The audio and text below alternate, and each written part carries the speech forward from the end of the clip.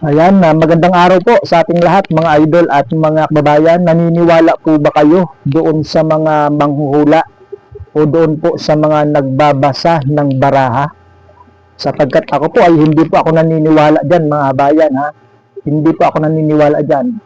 Pero nais ko pong ipapanood sa inyo at iparinig ito pong hula, mga prediction na doon nga po sa nabasa sa baraha nitong kilala bilang isang tarot readers mga bayan o tarot card readers na si Madam Wendra ay nahulaan niya, nabasa niya doon sa baraha yun pong mangyayari kay PBBM o sa ating pong Pangulong si Pangulong Bongbong Marcos Jr. So sabay-sabay po natin panoorin, uulitin ko po ha, ako po ay hindi naniniwala dito po sa mga prediction na ito. Pero nais ko pong ipapanood sa inyo at iparinig kung ano po yung nabasa nitong si Madam Wendra patungkol po kay Pangulong Bongbong Marcos mga bayan. So ito po, sabay-sabay po natin panoorin at pakinggan ito pong si Madam Wendra. Hello po, again and again, sa panibago naman po nating babasahin, mag-a-update po tayo. Ito po ay lagi ako ditong binabash eh. Lagi akong sinasabihan na isa lang ang lagi kong tinatarot. Pero noon natarot ko na po to, ewan ko lang ba't hindi naririnig at na papanood ng mga nagbabash sa akin. Minsan ko na po itong tinarot. Ito po ay isang lalaki na nakaupo bilang isang presidente natin. Ito po ay si Ginoong Ferdinand Bongbong Marcos Jr. Si Bongbong Marcos po ay pang-17 presidente ng ating Pilipinas. Ito, actually hindi ko po siya nakikita, hindi ko po siya nakakausap. At kahit natarot ko siya noon at nangyari ang mga tinarot ko, ngayon i-analyze natin. Ngayon ko lang po ito napuna. Si Bongbong Marcos ngayon bilang ika-17 na Pangulo ng Pilipinas. Alam niyo po ba na ang 17 ay umuugat at kapag binuo ay 8? Pag pinagsama po yan 1 plus 7 is 8. And ang 8 po is paulit-ulit na bilog kung saan it will repeat itself as a character.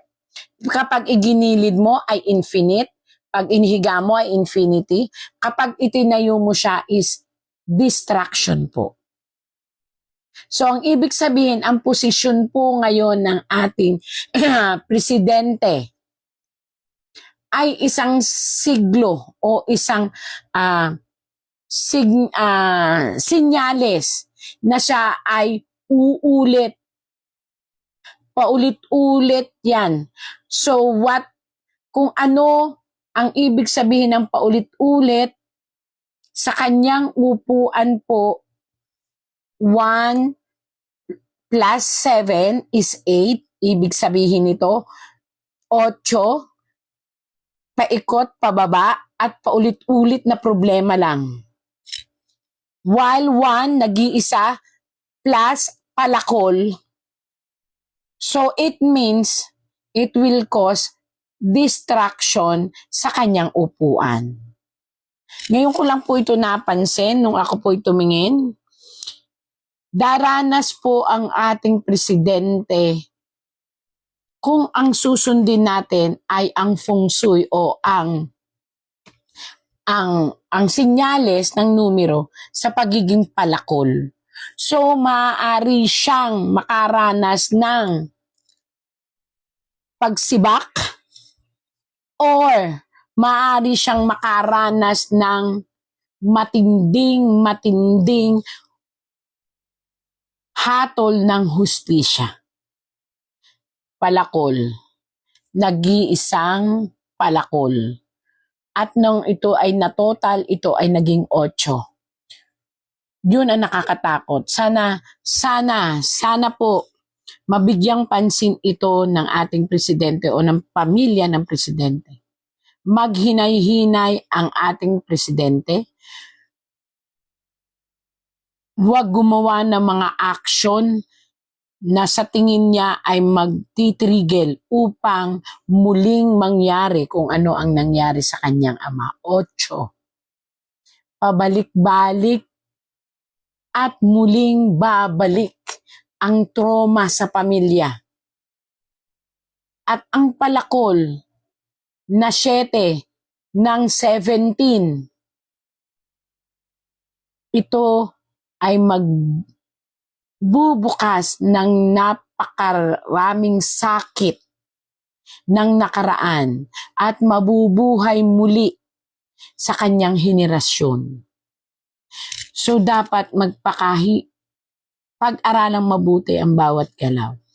Kung sa tingin ninyo na talagang kinakailangan yung pakinggan ang sigaw ng mamamayang Pilipino para hindi totaling masira ang imahen ng inyong pamilya dahil siya bilang isang lalaki ang ngayon ang kumakatawan bilang isang Marcos, pag-aralang mabuti ang bawat galaw. Tandaan niyo po, ang 8 ay pabalik-balik lang na sitwasyon. At may nakitang palakol sa inyong posisyon at upuan. At nag-iisa lang kayo na maaaring mag-umpisa ng isang nakaraan. Ang nangyari sa inyong ama ay maaaring mas masahol na mangyari pa kapag hindi pinag-aralan ng bawat galaw, kapag hindi pinagbigyan ang bawat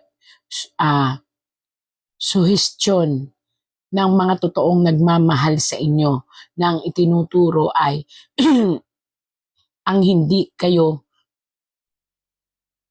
mabilang sa biglaang desisyon ng masang Pilipino. Again and again, ito po ay ayon sa pagbabasa ko sa 17, mahina po ako sa Tagalog, mas maganda yung sa English. 17 na presidenteng nakaupo. At dun sa 17 na yon, ang 7 ay palakol. At ang 1 ay nag-iisang siyang tagapagmana ng Marcos na lalaki.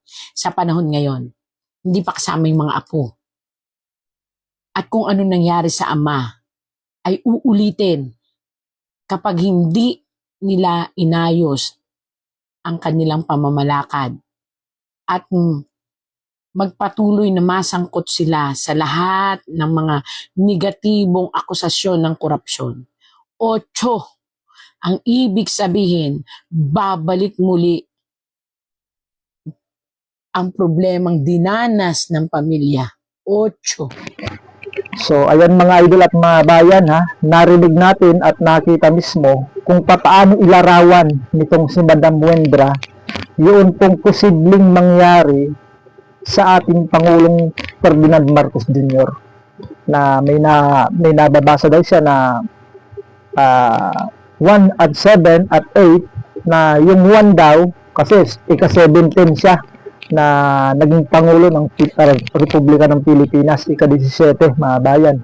Yung 1 daw ay naglalarawan bilang nag-iisa na lang na Marcos na uupo bilang presidente. So, ibig sabihin niya ay wala na pong kasunod na magiging presidente na ang apelyido ay Marcos.